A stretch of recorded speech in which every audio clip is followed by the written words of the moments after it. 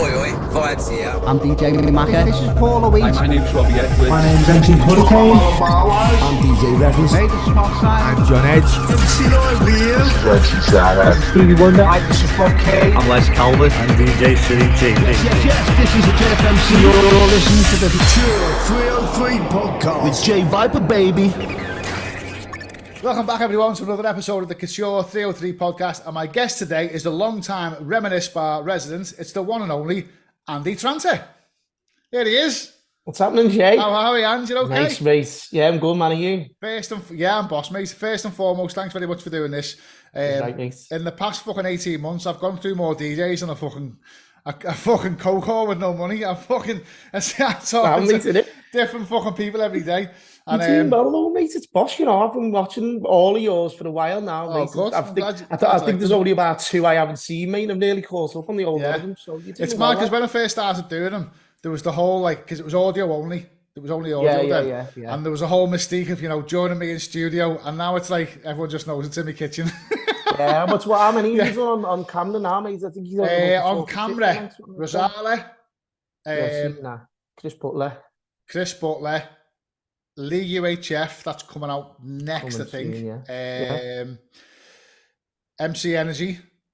Right, okay, that'll be good, that. Yourself. I think there's been more. Gaz West, Dark by Design. I've seen that, yeah. Right, so we'll crack on, because I've been warned, by the way, and I've been warned already. Tranter the ranter. Mate, so I won't say who. Shut me up, you know. I won't say who it was. I know exactly who, but we'll leave that. Well, it was me last guest. The mystery. Yeah, I won't say who it was, but it was Paul Butler's brother. Yeah. And he said, make sure you've got a fucking fresh battery because he'll fucking go on. Right, so we'll crack on. And so first and foremost, as I'm sure you know, you've probably watched more of these podcasts than I have. Where and when were you born, mate? Born in Fazakerley Hospital, mate, on the 5th of December, 1983. So, as your podcasts go, mate, I'm probably one of the younger ones, to be fair. Yeah, you are, yeah. Yeah, just about, like. Yeah. What was your family unit like? Have you got a big family? No, only a small family, really, mate. And to be honest with you, the majority of them are quite quiet. Me nan, who's hanging on in there, mate, she's still going, but she's been a bit ill lately, but that's how old's your nan? Me nan, she's either 92 or 93, mate. What's your nan's name? Me nan's Audrey. She's got Audrey. The same. Hello, Audrey. Nice to meet you, love. Hope you're okay. I hope she doesn't start watching this shit. She's not. I mean, I'll be honest with you. 92-year-olds aren't my target demographic. I'll be honest. But you might get the odd one slip through. So she won't be able to relate too much. But she's like barking mad. You know what I mean? But the rest of my family are really quiet, mate. Yeah. A whole lot of them, really. So it's like skip the generation. Now I'm the only mad one. Really, to be honest. What were you like in school then? Were you an unruly kid? No, I wasn't a little bastard, mate. I didn't do my work, but I wasn't. Mind your fucking language. Sorry, lad. What was I going to say? Growing up, I think in junior school I've done better than seniors. When I was in seniors is when I discovered my music, which obviously we'll get to later. But that's when I just didn't do my work, Jay. Yeah. My concentration is like very, very like minimal. That's why I'm so like things. I do this boom, boom, boom, boom, like, and I was like that in school. I just couldn't concentrate. I just didn't end up doing my work. But I wasn't naughty. I wasn't like hard faced to the teachers. Didn't even really like. I didn't like not go in. There was the odd lesson where you just thought, fuck it. But I don't think I ever scarred the full day. You know, really, yeah. Honest to God, mate. That's a rarity, though, isn't it? Always turned up. Even when I was ill and that, I wasn't one for saying to my mum, "Oh, write me a letter." I just went to school. Yeah. But I just didn't do my work anyway. I just listened to tape. So what tape for you? So okay then. So what was your musical background like with your family? What got listened to in the house? So my mum's not really that. She just has the radio on and all that. My old fella, when we were younger, what would he listen to? I don't know. I recall like when he was doing like a little bit of DIY down the house, or painting the skating boards or decorating the room or whatever, and he'd have on like Squeeze. Yeah. The Beatles from his era. They all loved the Beatles, didn't they? What else did he have? 10cc. He had that on vinyl. God in love. Yeah, so don't forget it. And I love a little song. The Rubber Bullets, is that then? Yeah, it's like that, yeah. Yeah. Load up. What else did he have, mate? He had Dire Straits as well. Did So what I like, that's a fantastic tune by Dire Straits, mate. Romeo and Juliet. Yeah. A slow tune, lovely record, that, mate. What else did he have on? I'm stumped now. Again, my alpha was a footballer rather than he always played football and still like watches Liverpool and that. Can't play now because he's like getting obviously old, but he always played. I think where my passion for music, he had his passion for football. Yeah. Do you know what I mean? So when you were in school listening to these tapes, then what kind of tapes were you listening to, and how did you get into that kind of music? Well, so in juniors I was into music, but it was pop, mate. You know what I mean? I didn't have a clue. I was 8 years old, mate, you know what I mean? But I always liked the dancier edge. Do you know what I was into at that point, mate? And again, I was into like the Althea Brothers and all that in juniors. Wiggle, wiggle and all that. Wiggle, wiggle. I think, do you know what? I think it was because when you're 9 years old at the time, you buzz off it because it had the swearing in it to put my ass in your face and all that. So I was into that. And then by the time seniors come, I started getting into... I think my uncle borrowed a Cream Live with a black cover. I think it was mixed by Pete Tong. I remember taping that off him. So that'd be more like Tranter type stuff then, won't it? No, it was house, you know. Oh, was it? Okay. Yeah. What was on that? Oh, nice. Turn the clock back there. Can't remember what was on that. It had did it have the brand new Heavies Get Back to Love Graham Park? It was a Graham Park mix. One side was Pete Tong, the other side was Graham Park, I think. Yeah. So it was that. Then I had the Ministry of Sound annual. Might have been the annual 1 or annual 2 or something. That was like a maroon fucking case. Massive then, weren't they, Ministry of Sound I had at that point? That had Insomnia on, Faithless Insomnia. And all. I was into that. And then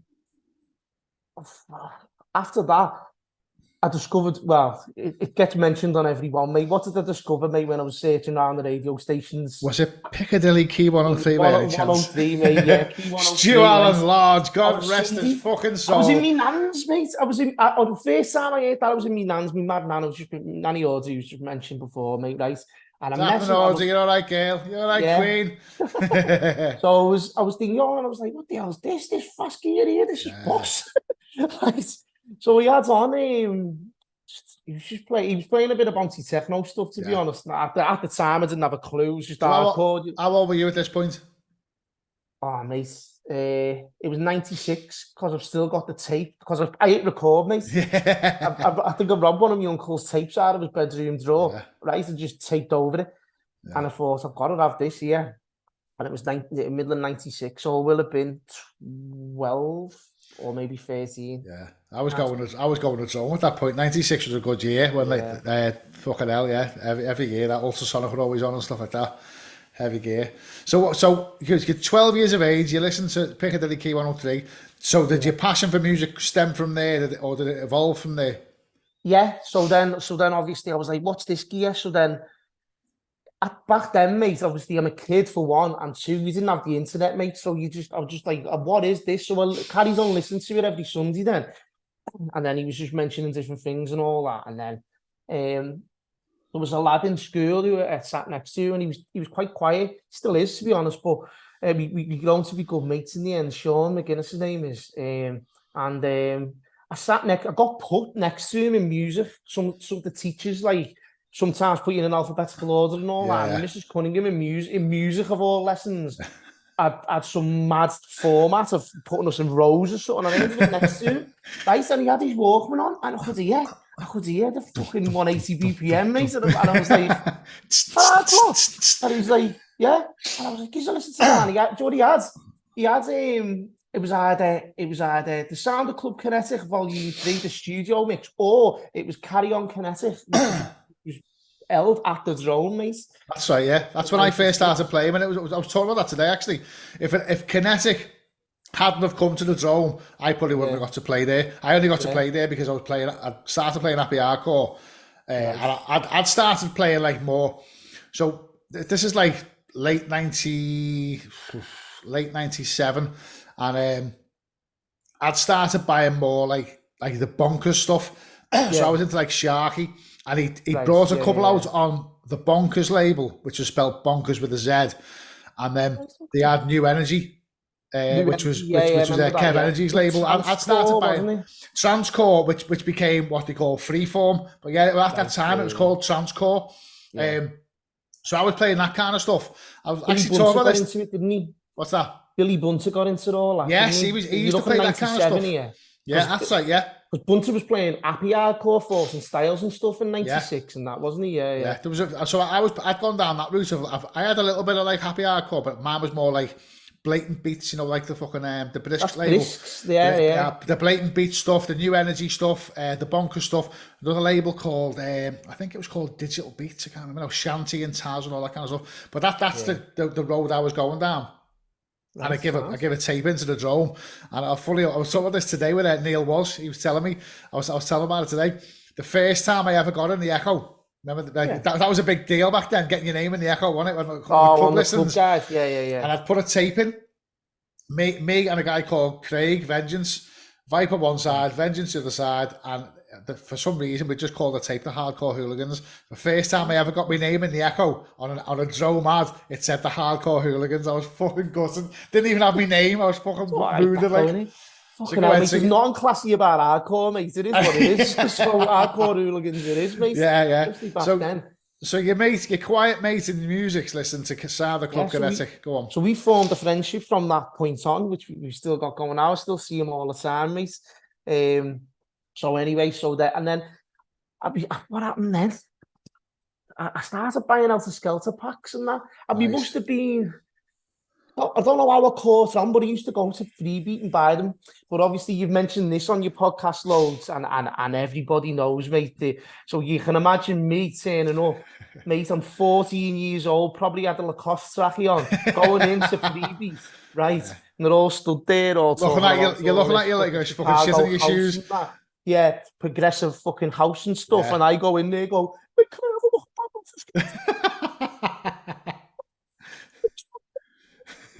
And they're like that, and then they just like throw them at you, and then you go 20 quid. So what was on the Helter Skelter tape packs? What was your go-to? What were like? Because everyone had a favourite, didn't they? That like if they seen the tape, in what are the artists in the tape pack? What would be your first one you listen to? Do you know what set was always the best? Hixie's set, you know. Yeah. It might not necessarily the best mixed of them all, but he always played something a bit different, and it was always entertaining. Yeah. Sty I liked because of the scratching. Yeah. Everyone thinks. Hoping to get Cy on this year, you know. I've spoke to him a number of times, and he's playing at Back to the Dock in July the 8th. So he's in Liverpool in July, and he's just done a thing. Have you seen the Rave History podcast? They're like on YouTube. It's like he focuses on. I think that's what. Apologies if I butchered the name. Hardcore Histories, it's called. Right. And it's a guy who he gets an artist and he explores the background. And yeah, I've seen it. He's just done one with as well. Yeah, he's just done one with Cy. So when I spoke to Cy, he said, "Listen, I just spoke to this lad, and he's just done this, and this. We're probably best waiting a little bit, like let that die down, let that do the rounds, and then I'll speak to you." So hopefully, I'm going to get Cy on before July, so I'll try and get them up there. I have met him. I've met him at a couple of rave reunions, only just being a little, what's happening? Get a bit of picture, you know what I mean? Yeah. So, but he's always been sound as well, mate. He's a fucking legend, isn't he? Cy's a legend, mate. Right, like, I can scratch a little bit over hardcore, mate. I just can't get me pattern right over house music. It's just too slow. Yeah. Do you know what I mean? It's weird, but anyway... Hardcore and hip hop are the best to scratch too, by 100%. Well, hip hop's the same speed as hardcore. Well, it's half speed, yeah. So when you watch Cy scratch though, he just like you watch all these turntablists and all that, and they're doing the thing, and you're like, wow. But when Cy does it, it just makes it look like it's not effortless. Yeah. He's got just this mad. It's the way he's got his hand. He like goes like that, with his left hand, and he just goes, and he's just like it's nothing. Yeah. Like he's walking down the street. I remember hearing that. I think it was a Kinetic tape. So obviously, my exposure to scratching was Tricks, and Tricks was fantastic for that genre. And then someone said, "Listen to this," and it was Cy. It was either in Kinetic or the Dock, and he was scratching over 2001, and he had like a little like, and I was like, "Oh my God," like it was literally mind blowing. This is before I'd even seen like DMC stuff and that. So to me, this was like this fucking size, like the Mac Yeah, Daddy. of course, mate. No one's better than him in the world. And that's when I started having a go at like, oh, I'll have a little go with that. And I could probably scratch a little bit before I could mix. I started scratching before I could mix. And I got to an all right standard. But when you look at the standard today, mate, there's guys out there and they're fucking mustard, mate.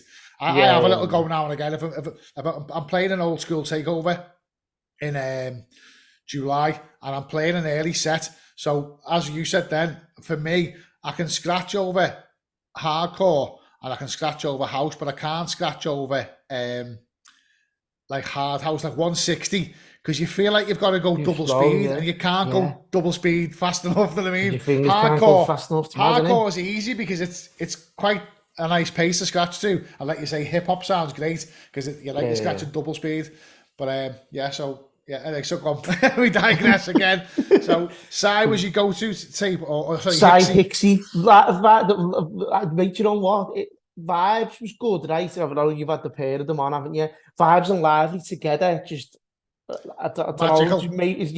Magical. Just, without each other, they were not like. I wouldn't say they were nothing, but they needed each other. Do you know what I mean? Them two together was a whole. Yeah. Each of them without was only a half. Do you know what I mean? I don't know if I explained that very well there, but yeah. I know exactly what you mean. Some people just go together. Good as well. I like the Brisk tapes, mate, because he always plays. Do you know what I hated, Jay? And I still hate it now. Like, right, new music now, right? Like that comes out now. So new house music. I still download it. Don't get many gigs playing it, but you play it as it is. Do you know what I mean? However, because that's the way it is now. Back in the day, everyone pitched everything up to fuck. Yeah. It was like across house, hardcore, everything. They all took the lids off the Technics and made the fucking pictures go faster than fucking 80s as well. Right, them ones behind me. In there. Yeah, right. And thingy, and I hated like some of the hardcore DJs played that slow. I just found it dead boring. And Brisk just everything was just fast, everything was plus 8. Everything in Kinetic was like that as well. Yeah. All the Kinetic tapes are fucking. I don't know what the fuck they've done to the decks there, mate. But they were fucking faster than the usual. But, I always liked the Brisk tapes though as well. So when he started making like the blatant beats and mixed for ages over the breakdowns and that, didn't he? Yeah, but he fucking made some boss stuff. His hard house stuff was good as well, you know. The stimulant DJs. Yeah. There was remember Ham? Yeah, well Ham was one of his producers, wasn't he? Yeah, Hamilton Dean. So Brisk and Ham were the stimulant DJs. So when they did hardcore, he was with Brisk and Ham. When they did hard house, it was stimulant DJs. And they did some boss tracks and some boss remixes. Like, really I like Trixie, you know, mate. Yes. All the Ghost production back then, like I'm a proper geek, mate. Now I've tried to look into it, and I'm looking and I'm thinking some of these hardcore DJs, and I'm thinking there's a lot of fucking bit engineering been going on here, you know, mate. But yeah, that's down to them, innit? The Couture 303 podcast is now officially sponsored by Dapper Turkish Barbers in Hunts Cross. You can find them on Wood End Avenue and they do the full service there. The hair, the beard, the ears, the nose, the cutthroat, hot towels, the lot. It's the only barbers I ever go to. Fantastic service, great lads. No need to book, just pop in and see them 7 days a week. If you want a nice sick fade like mine, you will not be disappointed. The absolute best in the area. That's Dapper Turkish Barbers, Wood End Avenue, Hunts Cross. And now back to the show. So, as I said before, the stuff I was buying, the freeform stuff, Trixie Genesis and Trixie, there was another one, See the Stars by Trixie.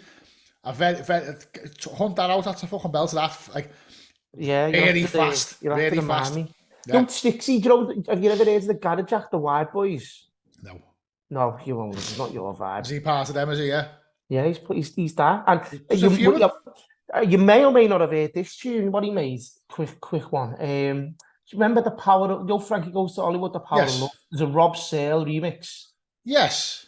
Do you know that? Yeah, it was out about 2002. That's Trixie. Is it, yeah? Go on Discogs, mate, or fucking whatever. I go on Discogs a lot now, because obviously... Trixie made that. It's out there now. Obviously, this podcast going to go out in June, but you know, obviously the radio show. I've known about the radio show and In Demand for a couple of months now, but I couldn't announce nothing, so it was hard. But yeah, Discogs is a fucking. I go on Discogs a lot. It's like IMDb for music, isn't it? Yeah, you geek over that for hours, mate. You can spend the fucking eternity on there. All the hardcore records are where Bruce these as well now. You only go on the marketplace and on the right-hand side. If you have your vinyl collection from the fucking still got 90s. It's all down there, my hardcore stuff, mate. I've never sold a record in my life. Every record I've bought, I've still got. Oh my goodness. and my tapes. Yeah. So All what's my your tapes postcode and again?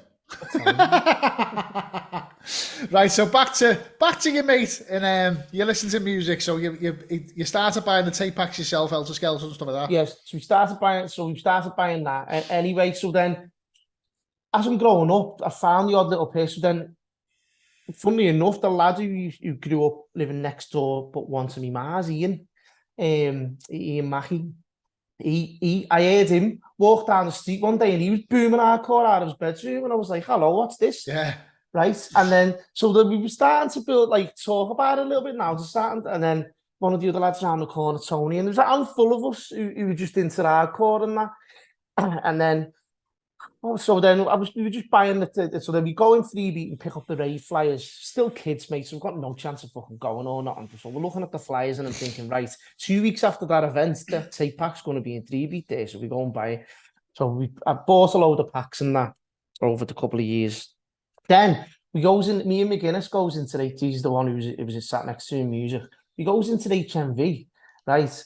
And we just started looking through the records. And I was like, mate, there's fucking hardcore vinyl here, you know.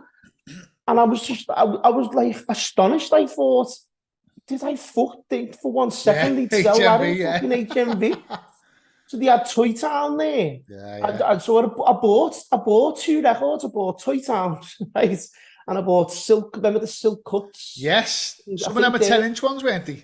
They were all 10-inch. Yeah, with the all 10-inch. Yeah. Yeah. All Silk the ones Cuts 4 was Bellissima.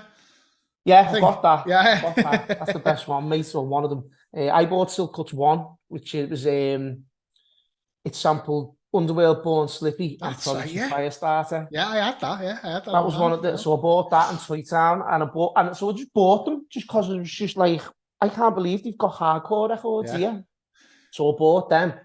I had no intention of getting decks. I just bought the records. That's how it starts, though. We used to go to HMV and put our flyers in the hardcore records as well when we had nights on, or we were on a line-up. Yeah. And see, until you get nicked by the security guard.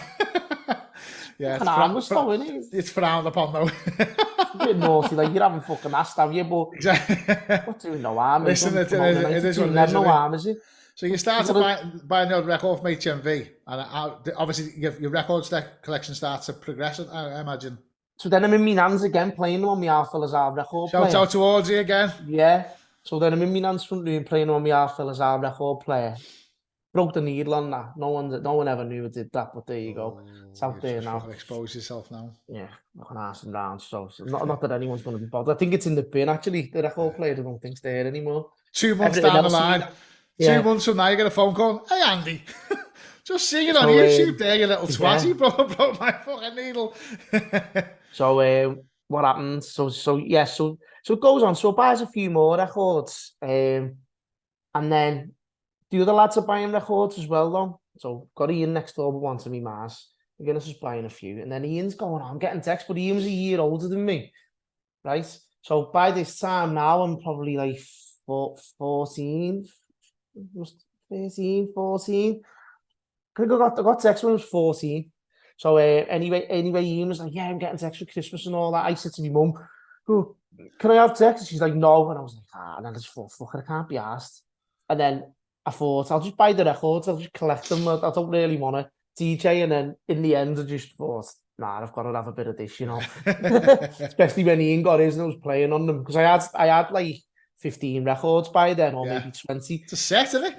Yeah. And then I thought, right, I've got to have a bit of this. So, do you know what I've done, Jay, right? I kid you not, right? I walked to school and blagged me mad that I was still getting the bus just to keep I think the bus was 20p, mate, you know. I think it was 20 pence to get to school, right? So just to save them 40 pences, or probably a bit more by then, to be fair. Whatever, but I was a proper saved hard as I could.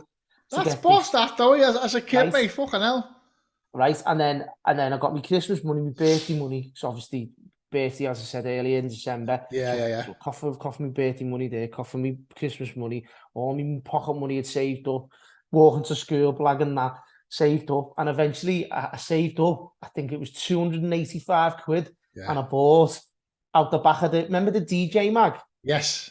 Right. The little classified ads at the back. On the back, mate, yeah. I think it was either Sapphires or JBs or something, and I bought a Sound Lab setup, DLP1 belt drives, and then this Sound Lab fucking mixing in the middle, mix it, like the decks are what they are, aren't they? Everyone knows what they're like, but the mixer was horrendous, mate. I broke the crossfader in about 6 weeks. And I literally stripped it to bits, and when I don't mean like at the actual fader, I had in bits, spraying WD-40 on them. It's working again now. Yeah. Started leaking like fuck, you know, it's on one side. He used to eat all that, the crackle in the faders was awful, wasn't it? Yeah. So that was a shit mixer, so yeah, so I had them. That was my first decks, mate. Yeah. So how did it progress from there? So you start mixing, your mates have got decks. When was the first time you put on a performance for anyone in any capacity, like outside of your mates? So, well, we're probably missing a chunk. So in the end, I stopped playing hardcore, mate. Right? Because, so by now we're in 1998 and it's dying off, mate. Yeah. You know, the last Elter Skelter, I think, was Millennium Eve. Yeah. Do you know what I mean? So I got through 98 and then come 99, I'm thinking this scene's dying off. Yeah. I don't know if I'd get anywhere in there anyway. And I thought, so by this time, all like my mates, particularly the girls in our school, were all going to Paradox, being a North Ender, mate, went to exactly I. Yeah. So they're all going to Paradox, mate. So, and it's live on Radio City as well. So I started listening to that a little bit. And I thought, but they're all coming into school and buzzing about it on the Monday after the weekend. And I thought, you know what? I think this is where I need to be going, because I don't want to just collect records and I want to entertain people. Do you know what I mean? I want to play to an audience. I don't want to play to fucking that wall there. So anyway, so I started buying. I think I'd done work experience in Croxteth Hall Park, right? And there was this lad there. And Better Off Alone, Alice DJ was out, right? And I remember he was buzzing to this track, this fella, but he was probably like about our age now, or you know, in his 30s or whatever. And he's like doing this, like doing air piano and that. And I'm thinking, it's all right, look for record that as well. And that was the first like non-hardcore record I bought. First commercial dance record. It's not really trance, is it? You know what I mean? It is. It's like commercial trance, wasn't it? Yeah. I think it was classed as trance, like, but it wasn't trance, was it? So I started buying commercial dance music, so I bought that, and then I just started buying them. What else did I buy? Symphony Strings, Yo Manda. That's still a belt of that though. That's a good tune, that. I like that. What else? I bought Eiffel 65 Blue, fucking horrendous. So we're talking like 99. I was playing in the Coliseum in Birkenhead. That was out. Molocho, Sing It Back, I bought that. Yeah, that was a big one. All that kind of stuff, just bits and bobs of that. Sun is shining, weather is sweet. Right, so then we're in 99 now. So anyway, I left school in 2000, and then a few of my mates went to sixth form, and then I went and started my job as a spark, and started my apprenticeship, and what's the name? One of the lads, they had the thing. They had to put on a disco or put on a fucking event or whatever in the school hall for the first years. Yeah. So my first gig was actually back in the school. One of my other good mates from school, Sean McGee. This is not the lad with the decks. This is another lad. He said, "Do you want to come down and DJ? Bring your decks down and play a bit of stuff." So I was like, "Yeah, all right." So I went down with my fucking Sound Lab belt drives and my fucking, how many records did I have then? Probably about, but I'd left school actually, so I was working, so I had enough to buy a few. Probably had about 50 fucking records. Yeah. Do you know what I mean? Just enough to fill a box. Down. Oh, Jay, it was a nightmare, mate. So I was playing to actual kids though, so I'm playing to like 11 and 12-year-olds, right? And do you know Play what? Barbie Girl, mate. Play Barbie Girl. What was out at the time? Eminem Stan. And I remember the kids pecking my head coming over, going, put Stan on. Fucking Stan, mate. But I think I had this mad trance fucking remix. It was called Stanley Airheads or something that had stamped on the label, right? And it was like that, this big fucking breakdown with the Stan. Like, it was Dido, wasn't it? Yeah, that little chorus in it. But none of the rapping. And then they were like, where's the rest of it? And I was just going for nightmare. And that was the first experience of me DJing. And just getting your head pecked, because it Yeah. still happens, mate, doesn't it? People Yeah. coming over, putting the phone in your face and all Yeah. that, and you're just like... Asking for the track that was on 5 minutes ago. Yeah. Yes, they Or got all asking that. for the track, but mainly asking for the track that just doesn't fit into anything that's going on whatsoever. They might like it and no one else would. That's the worst with function. Have you ever done functions? Yeah, I've done 18th and all that. They're the worst, mate. You got the dance floor fucking booming, and someone comes over and says, play such and such, and you go on, and they peck it out and you play it, and everyone sits down, and the worst thing is, they fucking sit down as well. You're like, you cheeky twat, you just asked me to play this, and now you're fucking sitting down. Mad, mate, honest to God. Yeah, them, mate. Functions are fucking... I mean, if you play in a club, you pretty much know what most people want in there, especially like a specialist club, like you play in an old school bar. You know, 99% of the time, what tunes work and what tunes don't. But in a function where you've got 17-year-old kids and fucking 60-year-old women, it can go either way, mate, can't it? Only so much jive bunny you can get away with. Yeah, that come later though. But at this time, I've got me belt drive decks and my record collection, and there's no jive bunny in my records. Mate, you know what I mean? We didn't have CDJs then where you've got everything. Yeah. Do you know what I mean? That wasn't that time. So your first gig was back in the school, and how do things progress from there? How do you start getting into like bars and clubs and stuff like that? So, well, then the same lad, Sean, knew a couple of older lads. So they were probably about... So by this time, I'm 16 now. And then he knew a couple of lads who were like about 19 and that. I remember doing this house party. I think it was in Crocky or Nogsy. Right? Took me decks down, and around this kids, but all the like lads are like 19, 20, 21 and all that. And I'm just playing. But this time it was proper and they were liking what I was playing, you know what I mean? And I remember the window got put through there and the business come. Right, and on the screen, you're joking, aren't you? Right. I think it was the lad whose house with the window got put in. He was like, right, I'm ringing the police. And then we all started stashing me decks in the loft, mate. I'm not messing. We got a ladder and put all my records in the decks in the loft because everyone was going, the busies will take your decks. I'm like, they're not taking my fucking decks. Who's got a card? Drop me on. Like one of them. So that was a mad memory, mate. Fucking 16 years old. Like, what's going on here? And then people just started turning 18. And then by then I had these shit, not CDJs, with the drawers, you prop out. Access 9s or something, Newmarks? No, mate, they like sit in a 19-inch rack. Oh, they used to have denim ones, yeah, but mine weren't denim, mate. Yeah. Mine were like these blue ones, Sky Tech or something, mine were. I think I bought them off fucking Pat Malloy for fucking 200 quid because he had a shop by me Mars at the time. Right? So I had them. So I was playing. So I started doing like only my friends and that, 18th birthdays and stuff like that. And then that's where I did have you were playing. You Come On Eileen and your Brown Eyed Girl. I've done a few of them. And yeah, then what happened next? You did some work in Plymouth, didn't you? How did that come out? Yeah. So another mate of mine who grew up with Rumi, he's actually the boss man of Reminiss now. But so at the time, he introduced me to this lad. There's Paul Rimmer, is it? No, not Paul Rimmer. Graham Rimmer, his name is. Yeah. He's the manager at Reminiss, mate. Okay. So we basically grew up together. We went nursery, juniors, seniors, high school, and I've worked together. Okay, hell. That's rare, that, mate, isn't it? Of ups and downs, mate. Yeah. But yeah. Get yourself a drink. I'll have a drink if you want, mate. Don't go ahead, have a drink. No, mate, I'm not. Don't want you whistle. Don't want you drying out on me.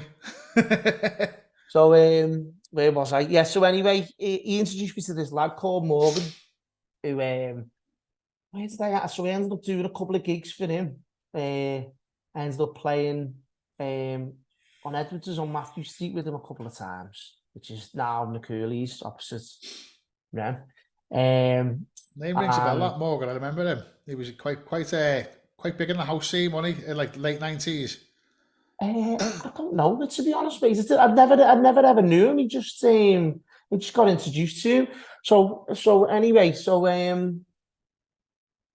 cut a long story short, mate, he ended up getting these gigs in Plymouth, and he said, "Do you want to come?" Didn't earn a fucking carrot from it, like, do you know what I mean? Well, I didn't. I don't know what he was earning, like, but so anyway, so we ended up going to this gay club in Plymouth, right? What happened? We ended up staying. So the manager. Did you wake up with a sore bottom? No, mate, the manager was gay, mate, but he was sound, you know, Jay, proper sound lad. Chris, shout out to Chris, wherever you're at, he was proper sounding.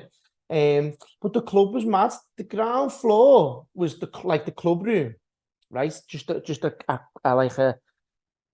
like a blank canvas. You went downstairs and you had pool tables in the bar, right? So then back upstairs to the grounds, then there was a floor above that you had like this cheesy thing, and Shani was DJing, or like a drag queen called DJ Twinkle. Honest to God, she was there, and then there was another floor that was derelict, and then the floor above that was his flat. Fuck right? off. And we couldn't get a hotel for some. I don't know, Morgan had just blagged anything else. I don't know, mate. He seemed to blag everything else at the time, but we didn't end up with a hotel. And Chris said, "Look, just want to stay here in my flat above." And we were like, "All right." So we ended up staying. So we basically stayed in the club, but in his flat above it. Right, but we done this about 3 times. Yeah, and then there was one time Morgan couldn't go, so I did it myself with another lad, Neil McCluskey, Niggsy. Me and him went up and done it. I think that was New Year's Eve, you know. Yeah. That was New Year's Eve, 03? 03 into 04, yeah, because Pretty Green Eyes was out. Yeah. So 03 into 04, that was. And I was end up playing in the Sunrise back in Liverpool, then, didn't you? So that was another one that Morgan put on. He decided to put on this event called Ecstasy. And obviously the Sunrise was only ever open on at the time, it was only ever open on the Saturdays. Yeah. Which was Mark Simon and Little John and all them. Mark Simon. Name rings a bell, like. He's on with me tonight, Mark, actually. Yeah. Shout out to Mark Simon. Love that, yeah. So, what was I going to say? So on the Fridays, Morgan managed to persuade the owners down there to let him open up on a Friday. So I played there. I think I played twice. And then I don't think the event worked out for him or whatever. Yeah. Then you moved on to the Quarter Bar at Matthew Street. So then this is where my mate Rimmer comes into it. So he'd introduced me to a lad called Steve. And they're still working there now. Steve's like the big boss. So same owners as Reminiss. They've got a few different establishments. But he ended up giving me a little gig in the Quarter Bar on Fridays, just helping out another DJ, Mark Lowry, his name was. I don't know where he's gone to, mate. I haven't seen him for years, since back then. A lot of people just drop off though, don't they? And, you know, you meet loads of people, and but it's like your story, mate. People go have a break, and their life's going different directions for whatever reason, and then sometimes they come back, sometimes they don't. Yeah. So anyway, so I was playing with him on the Fridays. And then ended up having a bit of a row with him. And then I thought, right, we made it up in the end. Like, I just thought, I can't be bothered doing this no more. Cut a long story short, we won't go into that. But at the time, right, and this leads me to where I am until this present day. So when I spoke to Steve, the manager, and I was like, look, Steve, I don't think this is for me anymore. He went, look, listen. He said, we're thinking about buying Lebinsky's.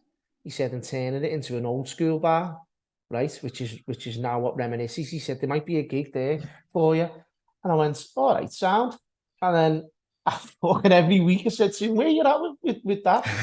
Till I got bored. It was getting embarrassing, Jay, because I'd go and see him every month or what. I'd call him for a bevy, and I'd be like, where you at with Lebinsky's? And mate, I must have asked him for about 8 months. Like every other. He's probably got that just to fucking shut you up. Yeah. So then in the end, I stopped asking him. I just thought, that's never happening, that, just whatever. And then one day out the blue, he phoned me on a Friday afternoon, and he went, do you want to play in Lebinsky's tonight? I went, have you finally gone through with that, have you? Yeah. And he was like, yeah. He said, you can play tonight if you want, just a 2-hour slot warming up. He said, but it'll be every week if you want it. I went, yeah, go ahead. And he went, and it's Saturdays as well if you're keen. I went, yeah. So I started playing. That's a paid gig as well, like, obviously. Yeah, he's paying me, yeah. So that was 8 till 10 on a Friday and a Saturday. I started that. That was the 15th of December, 06, that. Okay, now. You've had some. So, just to clarify, Reminiss Bar has nothing to do with Reminiss Festival. I know it's spelled differently, but when you're actually verbally saying it, sounds the same, doesn't it? Yeah. So, it's nothing to do with the Reminiss Festival and stuff like that. No, nothing to do with the And Reminiss Bar's been going since when? 2006? 06, mate, yeah. Yeah, and you've had December some. 06. So you're now you're like the main resident in there now, aren't you, with Mark Simon? Yeah, that come later. Mark Simon does the last Saturday of every month. Okay, but Been a little bit of a change. He's playing tonight. There's a little bit of a change this month because we have to shuffle things around a little bit. But generally, Mark plays the last Saturday of every month. Yeah, and you've had some, like, not saying Mark isn't, by the way, but you've had some fantastic guests on there as well, haven't you, in Reminiss Bar? We've had everyone on, mate, over the years, yeah. We've had, you know what, we haven't had a PA for ages, but we've had some alright PAs. We had Ultra Beat on, the female vocal ones. We've had, the biggest PA we had was Dee. She's been sang forever from Belgium. Yeah, it was shout out for Mark sorted that out for us, to be honest. Got in touch with her and that, yeah. That was, when was that? Might have been 2014, you know, Jay. Yeah. I think. Yeah. But that was good. That was probably one of the best nights we've had in there. And the aforementioned Stu Allen? We had Stu Allen on. He played once, yeah. So I assume you got to meet him that day then? Yeah, I'd met him anyway, again. Same as fucking DJ Sai, mate, going to raves. He just like, Stu Allen, God rest his soul, what a guy. He was you can't overstate how fucking important he was in the music scene for us. I know, I feel like I'm saying this over and over again now, but he was such an important figure. And like you say, you know, it was your introduction to this type of music, as it was for many of us. He really was a legend. So you've done some guest mixes on radio shows as well, haven't you? Yeah. I've been on more than I can remember. Yeah. Been on so there's loads of the internet ones. So what, mate? Just the story can go on forever. I've probably missed a bit. I ended up back at Couture Bar and then started playing with Cy Austin, and then he's gone down a career path. He always wanted to get into radio. He's on In Demand now, but he went to uni again. You're going back about 10 years, and so I think the first radio went on was his little uni station. Yeah. But around that time, Lee Butler was working with us at Reminiss, and Lee used to play. So the same owners as our bar, which wasn't called Imagine at the time, Reminiss and Quarry Couture Bar, and Lee used to play in all three. I think on Fridays, he used to do an hour in each. Greedy bastard. And then what's the name? He had us on a show. I think I guessed us on the show about 3 times. You know, there's a few of the other lads on as well. So I went on there. Completely different ball game than sitting with Cy on his than going up the City Tower and Lee Butler sat in front of you at the time. I was like, fucking hell, shitting myself. Quite nerve-wracking, I imagine. Yeah, quite an intimidating thing, isn't it? Yeah. Well, Anton Powers as well, played for him. He's doing well as well, isn't he? Anton Powers didn't actually go in the studio there. I pre-recorded him a mix for that one, but that was for Imagine that when I started there. I think it's on a promo mix and he put that on City. Said my name wrong on air as well. Did he? He called me. He got my surname muddled up. Andy Trainer or something? Something like that, mate, yeah. When I see him, I said, mate, you said my name wrong, you know. He's like, oh, sorry. Yeah, shit happens, mate. The next time never came. So how did lockdown suit you then? Because for a lot of people, lockdown was it was a discovery process, because a lot of people, myself included, got back into the music scene in one way or another because we had time on our hands and we give us a chance to reflect. So how did lockdown affect you, and how did from a business point of view? So lockdown, do you know what, mate? I loved it at first. Obviously, I hated it at the end because I was just like, what the hell is going on here? But at first, everyone was off work. It was dead. It was now 3 years ago, wasn't it? Like, it was fucking sunny as fuck, though, wasn't it? Sunny as fuck, mate. We were in I live in apartments, mate. So there's like 16 flats, yeah. Everyone was in the garden. We were all just inside with the neighbours who were barely let onto previously. It was just a nice time, Jay, do you know what I mean? So I embraced it. Anyway, so by this stage, we've been going live on the Reminiss page anyway. Again, shout out to me mate Rimmer. He's like a whiz kid. He likes having all these cameras on and broadcasting it. So he was getting into that. So we used to live stream it, and used to get like a handful of people watching it. The crowd in front of me is what I'm entertaining, do you know what I mean? So anyway, I thought, you know what? Why don't I just go live from mine and see if any? So I went live from the Reminiss page. It didn't even have my own Facebook page then. I had my personal one, but it didn't have my own DJ page. And I went live on the Reminiss page, and I thought, we get 5 people watching or whatever. And mate, about 20 people ended up watching it, 20, 25 people. And I thought, do you know what, mate? So I like this. Is that, mate? Yeah. So, so by this time, everyone, loads of the other DJs had the same idea. So everyone was jumping on the lives. But at first, I think I had my Mac in the corner and just the audio coming out the speakers sounded horrendous. Yeah. And then basically I spoke to a few of my other mates who were like good on the computers or whatever, and I installed OBS. Yes. And then you can get you can get everything streaming properly then. Yeah. And then I was broadcast, so I had my mixer wired into the lab, so it was all proper then. So no one can hear the toilet flushing and stuff. No one can hear no nothing. It was proper clean. So it was booming out the thing, but I only had it on dead low in mine. Yeah, so upset everyone. And me, they just, and then there was so at its peak, Jay, there was like 70 people. Sometimes there was 100 people watching me, mate. I was like, this is sound, this. And then it just evolved, mate. Lee McKay got in touch because I worked with Lee on the Saturdays in Reminiss anyway. And he said, do you want to do a live stream for us on this rewind platform that we've got? It's me and Dave Worthy. And I was like, yes, Sam. Yeah. So I did one for them, and then I just started doing them. But then by the time you're getting into this era, this is when like lockdown's over, but then it's not, but then it is, and then it's not, and that Boris Johnson changing his mind and all that, mate. And, so we don't mention him on here. He's not welcome round these parts, is he? Oh, mate. So that was when we started. Everyone knows what happened there, mate. You were going down that path of you're allowed to do this, but you're not allowed to do that. It was a shambles. You're out again. Yeah, the shambles. Absolute fucking shambles, mate. So where did music medicine come from, and how did that come about? So music medicine come from that. So, but I was talking to the lads obviously all the way through it, and he said, you know, when lockdown's over, because obviously it's not going to last forever, is it?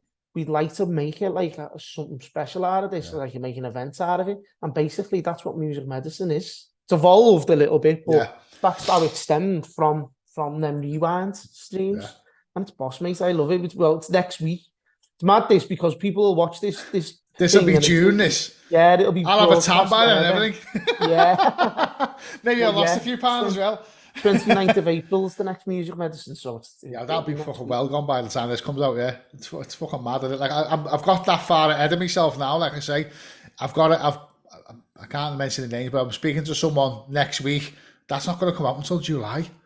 Yeah, fucking nuts, mate, isn't it? I mean, by the time this goes on YouTube, I don't know where me and you'll be. I mean, we could be fucking best of mates by then, or you know, I mean, you've already spunked me with your cock in your hand. Hey, fucking hell, don't start telling people that. You're going to have to explain that now. I'll just leave it to the imagination, to be honest with you. Yeah, he did me a voice note, ladies and gentlemen, and he was having a number one. And he had his little fella out in his hand while he's talking to me with his hand. So not going to fish me pants, mate. I've never even met the guy, and he's got his cock in his hand talking to me. So there you go. That's the kind of relationship. It was funny when I listened to that. He's entering the bowl and like, that's okay. So what you couldn't, I can see some of it behind you there. What you couldn't set up at home now, mate. So at home, mate. So basically, I've still got my Technics. I got them in 02. Yeah. Right, and they're still going strong, mate. Well, they Mark 2s, are they, or Mark 5s? Mark 2s, 1210s, Mark 2s, mate, yeah. Still got them. I've got the 900 Mark 1 Nexus mixer in the middle. Yeah. I've had that since 2011, mate. That's a Malaysian import that I got that when it first came out, and I've kept it. Right, and you could eat your dinner off it, mate, honestly. Yeah. I wouldn't do that, though, mate. You get all noodles in the thing and all that. Yeah, you get noodles down the faders, mate, yeah. And then I've got 2000 Nexus 1s there, mate. I'm not buying any new decks again, mate. The price of them is just ridiculous. And it's crazy now, isn't it? The only time I ever bought CDJs, we're going back to about 2007, and I had Technics. It was my second set of Technics I'd bought. Turntables? My first of the Technics turntables I had 1210 Mark 2s. Yeah. Which I changed the red light to blue, and got a don't deck know plate, and my ex-father-in-law sprayed it in work, so it made it look like the Mark 5Gs. Anyway, I bought Mark 5Gs in the end, which were they're nice then. they had the plus and minus minus 16 they had as well. Which when you're playing like the kind of stuff I was playing, it was a big deal. Like, and then the only time I ever bought decks brand new, I'd about to sell my vinyl decks, and I got CDJ CDJ 1000 Mark 3s. Yeah, I bought them. And a Pioneer as well. and a 600 mixer. And I think that cost me about $2,500 back then.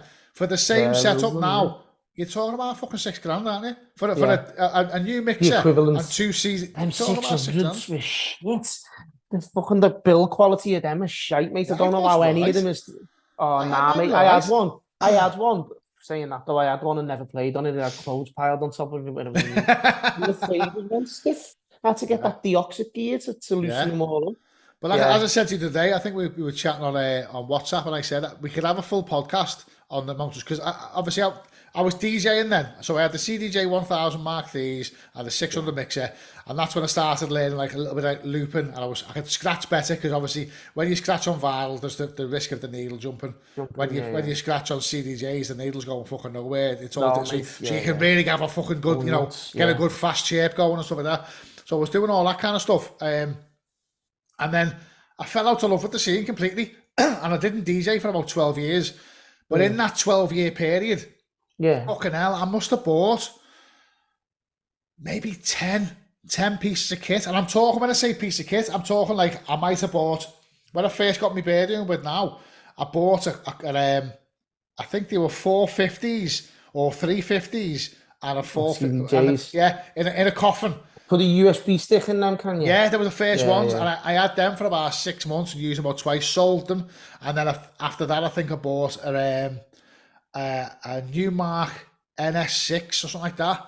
You sold Pioneer decks and bought Newmark ones? Mate, honestly, because I'd sell them because I wasn't using them, and then 3 or 4 months later I'd be like, I want to have a little mix, I want to have a little mix. So I bought the Newmark fucking controller, had that for however many months, sold that, didn't know how to use it, fucked it off. And then I've had a Tractor S4, I've had a Tractor S3, I've had a Tractor S2, I've had fucking Mixed Sack Pro. When I completely give up, I didn't want Mixed. Got to get Pioneer, mate. I've had a Mixed Sack Pro 2, Mixed Sack Pro 3. I've had a fucking Pioneer 400. You remind me of Dave Bolton, mate. He's he said, buys a new one and then buys another one, and then his birds going mad. I bought the XDJ RX1, and I had it in a zip-up fucking case. Chris Butler's got that one. Behind the one where is that the one where the wheel where you select your tracks is in the middle? Yes. Right, yeah, that burns my head out, because you're just so used to just got, because the screen's there and the wheel's there, isn't it, on a CDJ? Yeah. Do you know what I mean? And when you play on that, you just go there and it's not there, it's in the middle. So I had the RX1, which I bought, and probably because it was just behind the couch. I had nowhere, but in this house where we are now, there was nowhere for them to go. Yeah. So if I wanted to go on my decks, I had to fucking get it from behind the couch, unzip all the case, put it in the kitchen, put headphones. It was fucking hassle. So I sold the RX1 just before we went into lockdown, and I was like, fuck, I've got all this time on my hands now and no kit. So that's when the prices skyrocketed. Yeah, so that's when I bought the DDJ 400, the little fucking small one. Pioneer. Oh my god, like 250 quid, something like that. Yeah. Mate, it was the first time in history I recorded like 2 mixes in the space of fucking a couple of weeks, because I had all this time on my hands. Yeah. And that's when I started getting back into it more. Then after the 400, I think I bought a 1000 DDJ 1000, and then after that I got not that up on the controllers, me. I don't know. I know the RX ones, because the ones you can put the USB. Well, I've got the RX3 now, and I'm just hanging fire now, because I want the XZ, but I know that's been out for about fucking 9-10 years now. It's inevitable they're going to bring an XZ2 out, so I'm hanging on the XZ. Done a few gigs with Dave Bolton, like I said. Yeah, changing that much. I don't know which one. I think that's full size glasses. The XZ's got full size glasses. Right, yeah, so it's like a CDJ. Yeah, it's the closest you're going to get to 2 CCJs in a mixer. It really Yeah, is. because GX, on them RX ones or the old RX ones, the jogs are like bit small. Yeah. playing I've with a got, CD case in it, but round. yeah.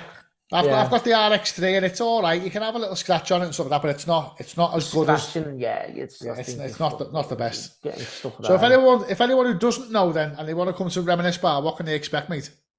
Old school, mate, right across the board. So you start with quads and park stuff. It's different every week, mate. Depends who's in front of me.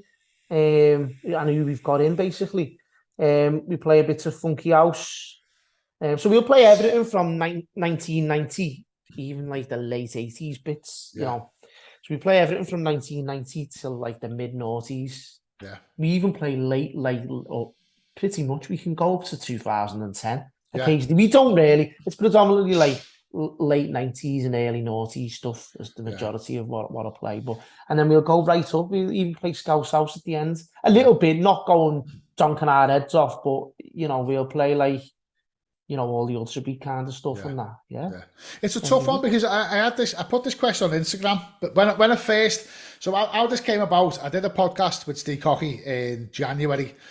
Yeah. And a couple of days after the podcast, Steve Cocky rang me and he said, have you ever considered doing a radio show? And at that point, I hadn't. I had no interest in radio whatsoever. Yeah. And obviously, I've got no experience in radio either. Good opportunity, that, though, mate. Yeah, not half. So I put the phone down. And like, from before that conversation, I had no interest in having a radio show. Put that phone down, and it was like an obsession. And I've got to do this. This is a fantastic opportunity. So I started like putting the feelers out, and I asked the question on Instagram: what do you consider as old school? Is it just 90s, or is it anything over 10 years old? Because some of the stuff I'm playing on the radio show, I don't class as old school, but it's still like 15 years old. So it's sort of, do you know what I mean? It's a tough one, really. I think it's age related. Like, do you know what, Jay? Like, obviously, how old are you, mate? 45, are you? 48 next. Well, by the time this comes out, I'll be 48. I think once you get like over like 30 or whatever, once you get to like I'm nearly 40, mate. But if you think back to 10 years ago, your life hasn't changed that much, really, has it? Things have, like, obviously you'll have kids and whatever. But going from 10 to 20 is a fucking big jump, isn't it? Of course, mate. Going from, like, I remember one day I was talking to this kid in Leckyworth, and I said, you were just in, I said, go on, you were just in school. What's the sum? I was trying to do some mad sum. And I said, what? I said, you must be good at maths. You just left school, haven't you? He went, no. I went, that was like 2 years ago. 2 years. I know, mate. Yeah, I've still got fucking socks from 2 years ago, mate. I know, mate. Crazy, so, one of them. But yeah. Right. So, Andy, we're going to finish off now with some quick fire questions. This is your... I love the little smile on his face there. He can't wait for this. Go ahead, mate. Andy Tranter, I will take your first answer and your first answer only. Yes. Rice pudding, hot or cold? Hot, but then let it cool down a little bit so it doesn't burn your tongue. Vinyl or digital? Digital. What would be your first purchase if you won the Euro Millions? A nice house for my family. What's your worst habit? Talking too much, mate. Probably. That's why I got you on. You know. So you're on death row and it's your last meal. What you pick? I'd have to go and get a Chinese meal or something. Nice special few young or something, mate. Yeah. I like a nice crispy chili beef meal or a crispy chili chicken. Who's the most famous person you've ever met? Bloody hell. You stumped me there. Who's famous that I've met? I don't know. If you had £1 million to put an event on, alive or dead, who would you put on? Do you know what, mate? If it was just a disposable money, I'd just put an hardcore event on, and I'd just make it like the same lineup as back then. Yeah. So you'd have Cypress, Kixie, Vibes, all of them lot, Slipmat. Yeah. On chips, curry or gravy? Gravy. What superpower would you have? Superpower. just dispose of anyone who's a dickhead so everyone's friendly. No, Joe, what? Give everyone respect. Everyone should have respect. Some people haven't got respect. It's respect, man. Rocky 3 or Rocky 4? I don't watch movies, mate. I haven't seen either of them. So, pass. Favourite swear word or insult? Favourite swear word? Maybe we shouldn't be using them, should we? Oh, fuck off. Probably be the F-bomb, wouldn't it? That's the one that everyone comes out with after every third word, isn't it? So, yeah. On chips, mayonnaise or red sauce? Mayo. Breaking Bad or Peaky Blinders? I don't watch all that shit, mate. I don't watch nothing. All I watch is YouTube and listen to music. Boxing or UFC? No? I don't not into either of them either, but I'd say boxing over UFC. And what's the best podcast you've ever been on? J Viper, Couture 303. I struggle to get that. You've even got the name right. Hats off to you. Yeah. So bear in mind, Andy, this is probably going to go out late June. So yeah, man. What have you got lined up? And anything that's not coming up in the short term, obviously that'll be passed by then. Okay, so we've got we've got Music Medicine on the 29th of April, which will have happened. June, where are we? What date in June did you say? It'll be the end of June, this mate. End of June. End of June. We've got another. When's that? I've got the. I'm playing in Kirby for Warren Creswell. I think that's 3rd of June. No, you know, mate, or is that July? Can't remember. I'm sure it's June. What else have I got? I've got another a guest mix playing a bit of old school Scouse House for Vic Shaw. That's coming up, so check that out. And then we've got Reminiss every weekend, mate. Every Saturday. And you're not very active on Instagram, so where can the guys catch you if they want to catch up with what you're doing? On my Facebook page, mate, at DJ Andy Tranter. Fantastic. I am on Instagram. You know what, mate? I need to kick myself up the arse with Instagram. I just hate social media, mate. It's just eats into your time sometimes, doesn't it? Yeah. So, right, need to get on it. Before we go, any shout outs or mentions? Audrey. Nice to meet you, love. Get well Hope you're soon, okay, girl. Back and yeah, no, just big hello to all my friends and family, my girlfriend Emma, my little son Joseph. Yeah. And yeah, all my friends, and we've mentioned a few people. Everyone who's worth mentioning has been mentioned in the thing. Happy days, right? Andy, thank you very much for doing this. I really appreciate thanks for having me. Thanks for everyone who's watched or listened. Like I say, this is coming out in June, so where we'll be then is anyone's fucking guess. I've started the radio show by then. I've got a few gigs lined up as well. So let's see where we are. Take care, everyone. I'll see you on the next one. Thank you.